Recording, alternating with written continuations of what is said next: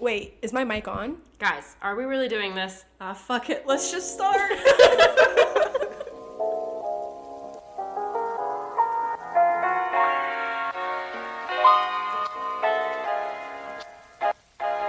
Hello, everybody, and welcome back to this week's episode of Sipping Through Life. Long time no talk. It's your girl, DeAnni. And this week I am joined by my father. Hello. Hello. Are you excited? Very. Are you nervous? Always. All right. Well, what do you want me to call you on the pod? Should we go You can call your me first name? No, you call me Dad. Okay. But what would the listeners call you? Because I don't share my last name on there. Oh, you don't. Do you want to go by they can call me Security Bob. Security Bob. There we go. All right. Well, first things first, before we get into this, we always start with a sip of the week. So I will go first.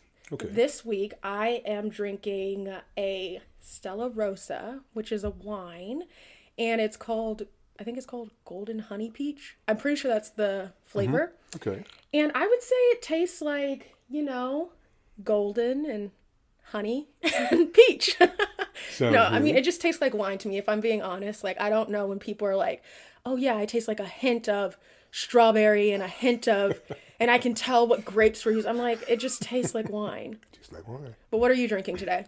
I am drinking a light Stella Artois Solus Lager. It's solstice. Oh, excuse me. Solstice. Solstice. Solstice. Solstice. Okay. Solstice. Long story short, it's a beer. Okay. They say it has a fruity taste. It just tastes very light. Yeah. Not heavy. A lot of beers that you drink, especially lagers, are very heavy, usually dark. This is a very light lager. It satisfies my taste. So let's get into the nitty gritty. When did you have your first beer? You really want to know? I really want to know. I believe I was 13 years old. Oh my gosh. I was at my aunt's house. I was cutting the grass. I was about 90 degrees out, 95 degrees out. And I got finished cutting the grass, and I went inside. I told my aunt I was finished. And she said, sit down. And she had a six-pack sitting on the table. And I said, I need something to drink. And she said, have a beer. And my eyes got big as saucers when she said that. Because, my parents, they wouldn't let us drink anything. Yeah. And my aunt said, sure, have a beer. I sat there and I had a beer. I got Beer's finished. I had a little disgusting. buzz going. And I said, can I have another one? She said, no. She said, you can't tell anybody. She said, I'd rather you have it now so when you get older, you won't crave it. You won't run behind it. Yeah. You won't be chased. And I had my first beer then. That is insane. Mm-hmm. I think the first time I tasted alcohol, I was 8. Really? Yeah. No, maybe 9 or 10. Okay. But it was a sip. They accidentally, it wasn't on purpose. Okay. They accidentally gave it to Brianna and I at a New Year's thing. They meant to give us sparkling cider. Oh, wow. And they mixed it up and Where gave us were we? champagne, I think. Okay, that answers that. And Brianna and I were like, this is disgusting. We're never going to drink again. That was a lie. That was a story. That was a lie. Very true. But, I didn't intentionally Mm-hmm. drink until, College. it was college, but even then, I think it was junior year of college. Because I'm a rule follower. Yes, but everybody breaks rules sooner or later. Sometimes, yes. Okay, well, next we typically get into our weekly recap segment. And I know that it's only Monday, but how's your week been? So far, so good. I Yeah. really can't complain. I got up this morning. I ran and did what I normally do on my Mondays. Took my time coming home, stopped at the grocery store, picked up a couple of things. Kind of enjoyed the sunshine, you know, Yeah. after a weekend of, kind of up and down weather. I'm going to be honest with you. It raining this past week, weekend, was actually very relaxing for me because the cicadas don't come out when it rains. It was very quiet. And anybody that knows me, I know on the podcast, I haven't really talked much about, I've talked about my fear of cicadas, but, they were at their peak last week. Yes, they were. And it was terrifying for me. And so, all this week, when I, get out at my job, I have been wearing a windbreaker that I got for my birthday, a raincoat windbreaker. Oopsies.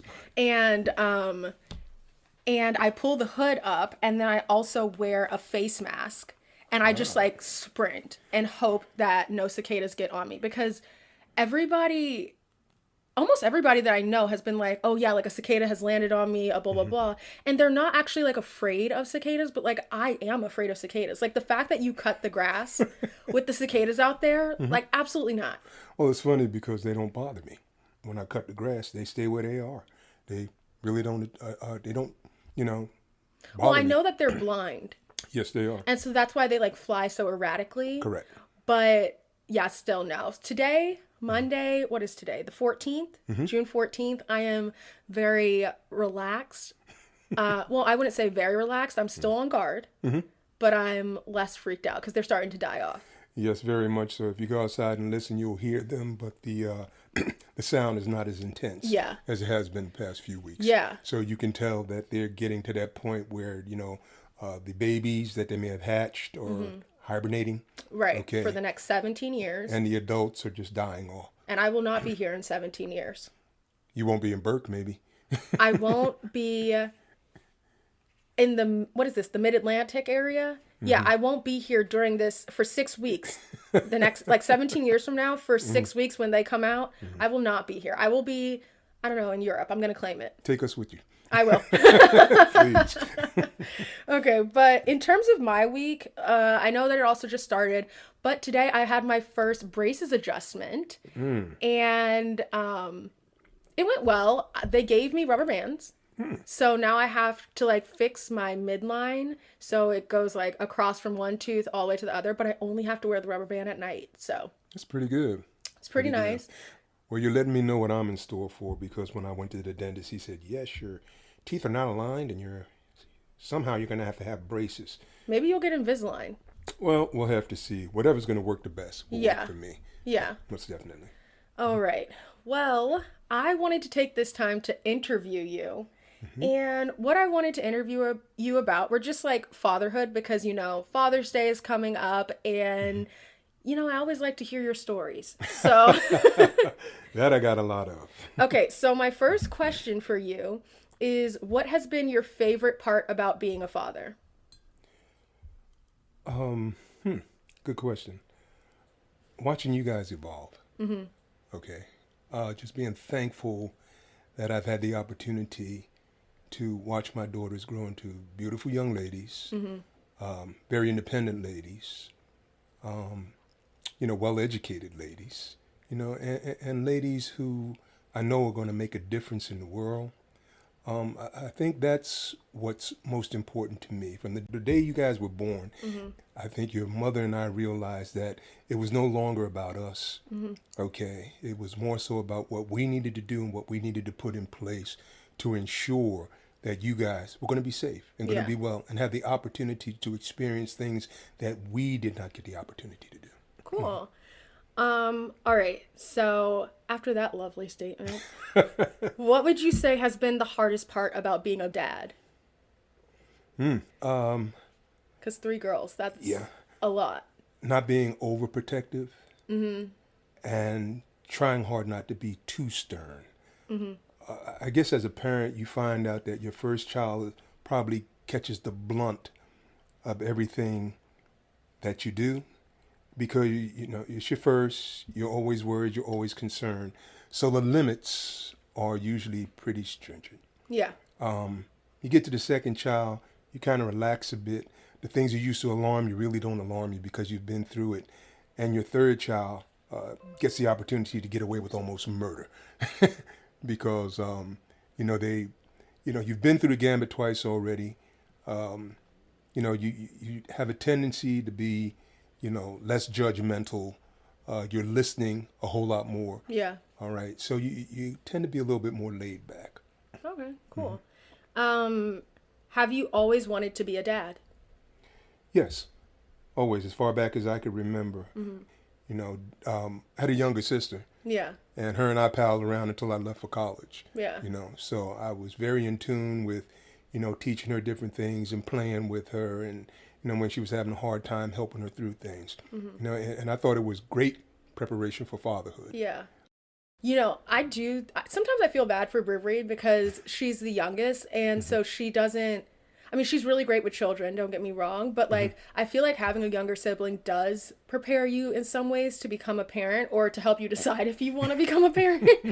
I feel like I've always wanted to be a parent, and then now it's like this weird place in my life at 26 where I'm like, it's not just playing house. No. You have a whole child depending on you, and you're trying to like raise this human being to be successful and like a good person.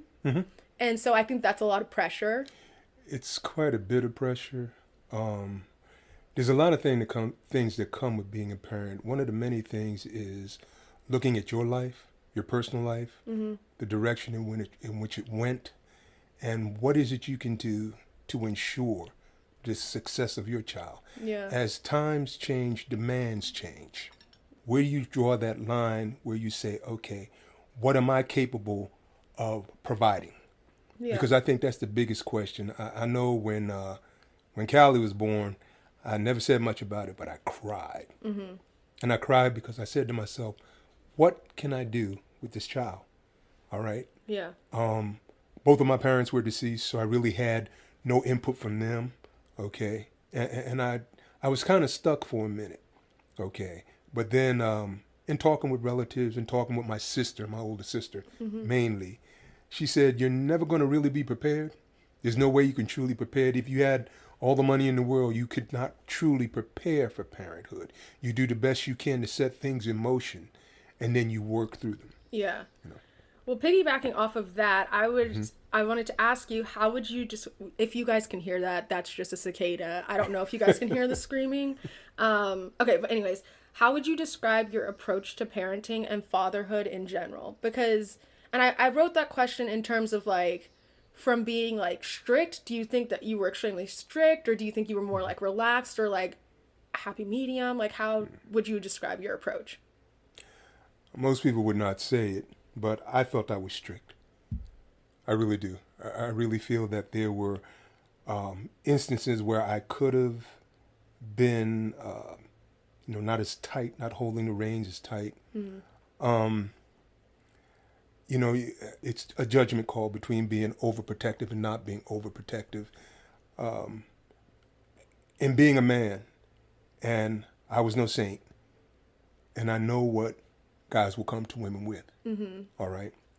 And I wanted to ensure that my daughters were savvy enough, smart enough to see it coming. But I also had to ensure that the exposure for them was not going to be overbearing. So yeah, I was very tight on you guys. All right. Again, in hindsight, I say, charge it to my head and not to my heart. Yeah. Okay. It's interesting that you would say that you think that you were extremely strict, because I don't really think that you were. I mean, out of the comparison between you and mommy, I definitely think that you were like the strict one. But I also feel like, I think when I think about my teenage years, like, so you guys were definitely more of the, I don't even know what the word is. Not discipline, but you guys like did discipline us like growing up. Like you guys set boundaries and kind of like molded us when we were younger. But then when we were teenagers, I felt like you guys like, not that there was like a switch, because it was almost like gradual. Like you guys were kind of like more open to us, and like, not that we didn't see you guys as a parent anymore. We still saw you guys as a parent and like knew that boundary. But I felt like you guys were kind of like come to me. I'd rather you guys come to me and tell me the truth than to lie to me and like me find out from someone else. And correct. I'd rather, if there's a question, like I'd rather you guys ask me than to go out in the street. Right. Guys. Go out in the street and like find out. So I don't really think that was like overprotective. I think that you guys were kind of like, we want to prepare you because we know that the world is not like rainbows and flowers. Well, you're absolutely right. I think as you guys became teenagers, we gave you more leeway to make your own decisions, because we as parents realized that at some point you have to cut that apron string. And it's not that you want to, but you realize you have to. And I'm a firm believer in the fact the earlier we let you guys make decisions, okay, the easier it was for you to make a decision. Yeah. Not always the right decision, but at least you weren't caught on that fence. Do I do it? Do I don't do it? Do I do it? Do I don't do it? And then be disappointed with the decision you make. Right. I think it's important that when you're young, you get the opportunity to make decisions for you and live with the consequences. Yeah. That helps you to become a stronger person and stronger in the decisions that you make. Yeah. Okay.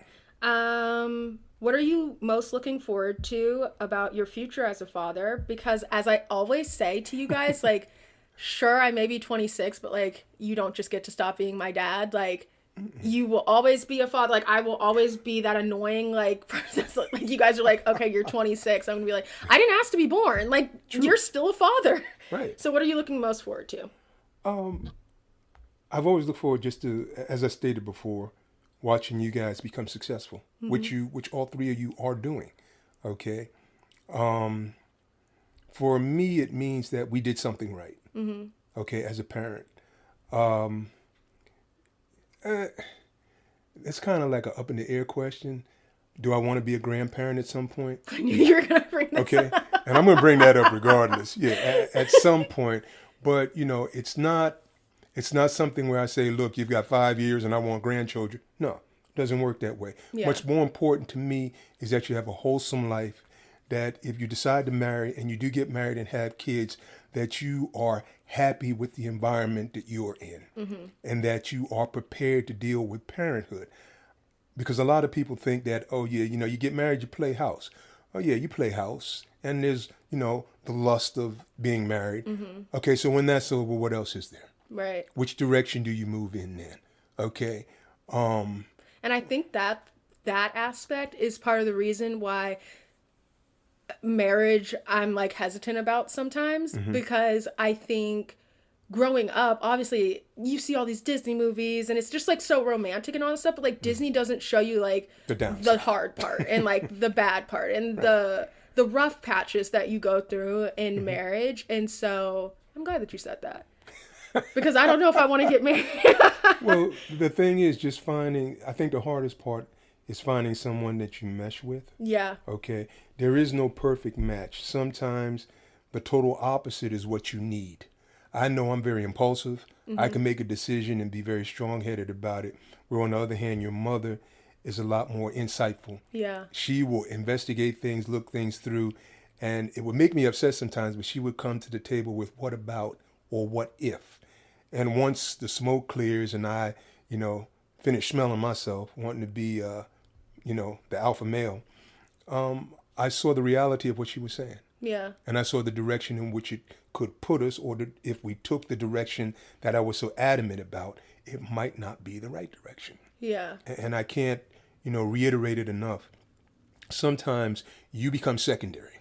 Yeah. Okay. Your wants, your needs, your desires, they become secondary because you have a family unit that you're concerned with.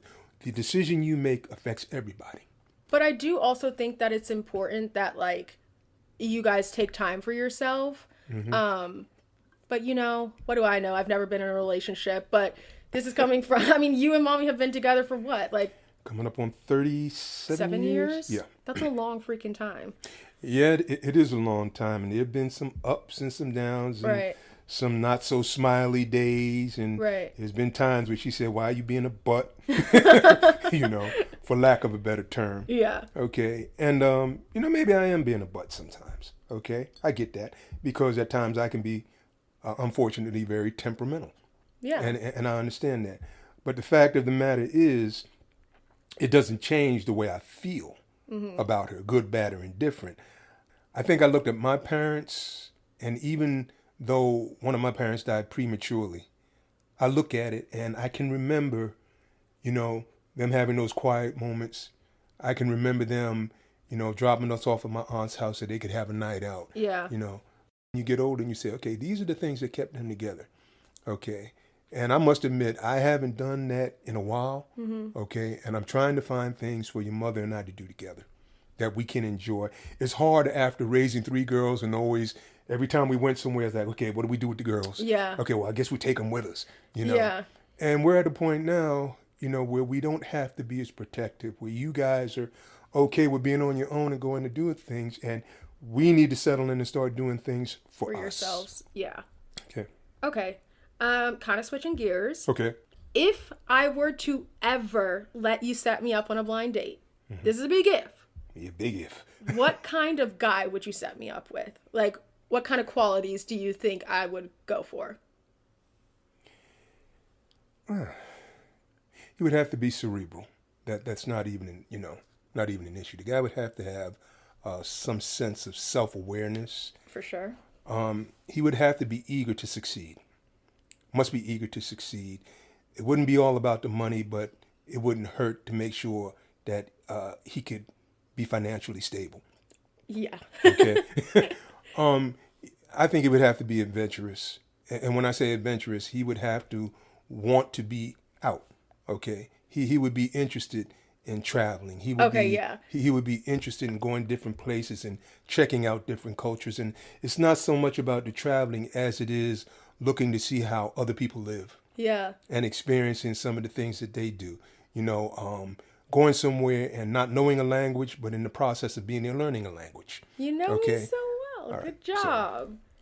All right. So we're going to get into our last segment, which I am calling Father Knows Best. Oh. And so I've gathered some questions that people have asked online, and you're just going to give your advice. I may chip in and give my advice, but we'll just see, okay? Okay. So this one says, last night my boyfriend met my dad for the first time at a party that I threw to get everyone together. My dad is 72 and he's in poor health, but he has always been an excellent pool player. He destroyed everyone at pool last night, and it was awesome to see him in such good spirits. After everyone left, my boyfriend and I were talking about this, and he said, yup, hopefully he dies soon. I was shocked and instantly started crying. I've told him over and over how worried I am about my parents passing and how I will be able to handle it. He was drunk and he was saying that it was a joke, and he kept apologizing but was still defending himself, saying it was obviously a joke. I'm honestly just sick over this. What should I do? Ooh, that's a rough one. First and foremost, and I hate to say this, but they say what people, under the influence say, that there's quite a bit of truth to it. All right. It's hard to understand people's circumstances, but if I were that young lady, I would really reevaluate my relationship with this young man. I don't know what his relationship is with his parents, but if he cannot see her concern, the closeness of the family, how close she is to her father, and regardless if he said it jokingly or not, it's not really a joke. Right. That was exactly the advice that I was going to give. I was like, I don't see it as being funny. If some guy, if I were in bad health and you brought some guy home and we were doing X, Y, Z, whatever the case may be, and he had one too many, and he turns around and says, your dad needs to kick the bucket soon. I hope I don't hear him. Yeah. First of all, and just in knowing you, I'm surely that you would not take that lightly. That would be my ex-boyfriend. It would not be my boyfriend anymore. Because that's not a joke. That's just how I see that. Yeah. Okay. And then this one is a little bit of a long one. So this one says, my husband and I have been married for almost 15 years. We have children that are all school aged, and he's a stay-at-home parent. I'm putting that in quotes because he doesn't do much and I'm starting to resent him. We have discussed it gently multiple times, and I'm trying hard to be understanding. I make 90% of the meals. I do 90% of the household chores, including painting and repairs. Whoa. I help the kids with homework, and my husband has a really short fuse. Important note, he's never been violent or hurt any of us. He just gets mad all the time over the stupidest crap. I am the sole income owner. He hasn't had an actual job in over a year, and he hasn't had a consistent job in 3 or 4 years. It's not related to the global issue. He said he was just tired and burnt out, so we agreed to him taking 1 year off. Well, that has come and gone. He's obese, and we have talked about him losing weight for over a decade. We bought loads of gym equipment and weights so he wouldn't have to go to the gym, but I use it 6 times a week, and he never does, complaining that he has a hard time with them. We have talked about it. I have made multiple diet changes over the years to help him, and he's still 100 pounds overweight. He sits in front of his computer and plays video games or listens to Twitch streamers, then complains that he doesn't sleep because he's up all night on the computer. on it all day too. He has no idea what he wants to do. I've offered to send him to trade school or back to college. He doesn't know what he wants to do, but can tell me a whole novel of what he doesn't want to do for work. He isn't looking for work. He won't go to therapy. He feels like the therapists we have seen side with me and make him the bad guy. I've gone to him earnestly and kindly, only bringing up my concerns once every few months, so I'm not badgering him. He promises to do better or more, and it doesn't happen every time. It's promises of doing X, Y, and Z, but it doesn't stick. I work from home, and he's always dismissive of my time, wanting me to come to the store with him and not wanting to go alone to get gas. The thing is, yesterday I started asking myself, why am I still with him? I love him, yes, and he is faithful and a good husband. If I only say the negatives, anyone would look bad. He's never left me or hit me. He's never been absent or forgotten of important dates, and we do laugh together. Am I a bad spouse if I push him more to do something? Lose weight, get a job, put the darn computer away to spend time with the kids? Am I being too harsh with him? There is some, my personal opinion, there's some underlying issues there. Definitely some personal underlying issues. And I think it's probably things that are, again, from his past, family related, that puts him in this position. But even with that being said, okay, there are some things that, they really need to sit down. He may refuse therapy, but it might be, look, we need therapy. And if you're not willing to go through therapy, I don't know if this marriage will last. Because there are big issues here. All right. Yes, this is what I'm doing. Okay. This is what you're doing. Yeah. How does this equal out for you? All right. What is the problem where you're not seeking employment? Because you have to keep in mind what you're doing affects everybody in the family, not just me. Right. Okay. I need a helpmate. We made vows. All right. No marriage is perfect, but we have to try. Right. All right. Obviously, you're a good person, but being a good person isn't enough. All right. I need you to buckle down. I need you to play a bigger role in this family. If this is too much for you, say so, and we'll do what we have to do. Yeah. Okay. When I read that the first time, I don't know, I kind of think I was immediately thinking maybe he needs to go to therapy by himself rather than, I understand that she wants to do couples therapy as well, but maybe he's dealing with something emotionally that it's like kind of, I don't want to say embarrassing, but I feel like sometimes going to therapy, sure, like we need to work on that relationship, but there may be something that's like the root cause in him, and he may need some time to get more comfortable with a therapist one-on-one to talk through that and finally realize what the root problem is. And then you can go back to the couples therapist as a couple to work through the problems that you guys have together. Well, I truly concur with your assessment. Okay. Yeah.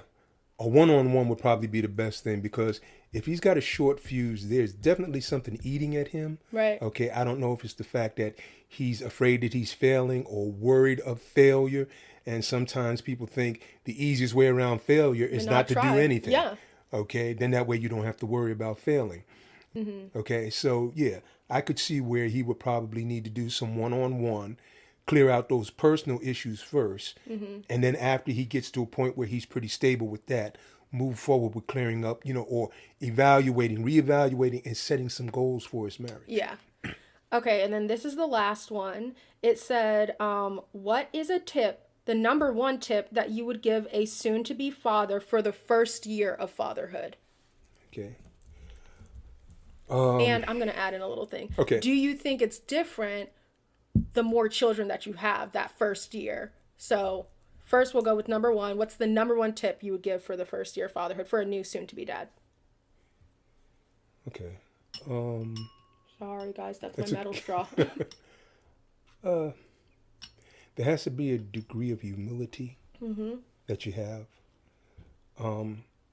You're going to have to see things, as I stated before, in a different light. Even your wife in a different light. You have to keep in mind what she has gone through to help you create a family. And not everybody is together. No. So not only their wife, but it could be like the It could mother of be- their child. right. It could be they adopted a child. Very true. Okay.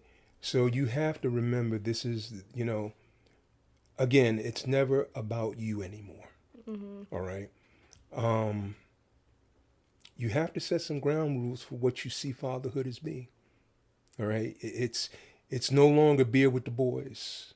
I'm not saying that it's cut out completely, but you have, again, another human being dependent upon you. Two, basically, because your wife cannot raise this child alone. You're going to have input as well. So it's very important that you see the goals that you want to attain for your family. You also have to see what's feasible with your wife as well, because she's the other husband half or partner. mate, Yeah. partner. Because again, it's not just you alone. All right. I always tell people it's time to grow up. So what advice would you give to a single dad for the first year of fatherhood? Patience, commitment, understanding, okay, humility and devotion. And All right.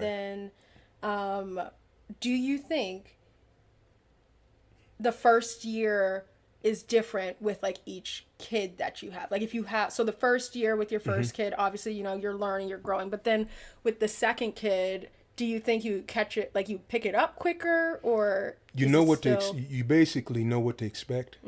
All right. It's not always going to be the same, but you're a little bit more relaxed because you Yeah. understand the routine a little bit better. You realize, okay, they're going to be using Pampers like wipes. Okay, so we know we got to stock up on that. Yeah. All right. Yeah, we got to get the milk. Okay, so we invest in things like that. Yeah. All right. We see it coming, so we know. With each child, yeah, it does get easier, but it also gets harder. Okay. Because you have to keep in mind, this is not one child now. This is two, or this is not two children. This is three. Okay, and a lot of times you have to help the younger one, the older children, understand the needs of the younger one, and then Yeah. in some instances they will pitch in to help. Okay. Yeah. So All right. Yeah. Well, cool. Happy Father's Day. thank you, dear. And thank you guys for listening. Thank you for coming on the podcast. Thank you for having me on the podcast. Yes. And as usual, guys, that is the end of the episode. Don't forget to like, share, and subscribe. Rate our podcast and share it with your closest friends. You can follow us on Instagram at Sipping Through Life, and you can follow me on Instagram at Life of DeAnni. Do you want to plug anything before we go? No, I'm fine. To you fathers out there, have a very happy, safe, and productive Father's Day. Well, that's it. Bye. Bye.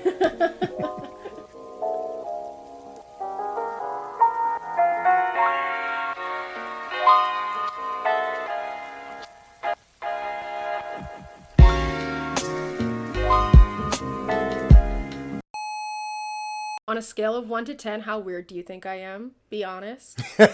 Be honest. Well, after seeing what some people your age and older do, you are not that bad. I will give you a 4.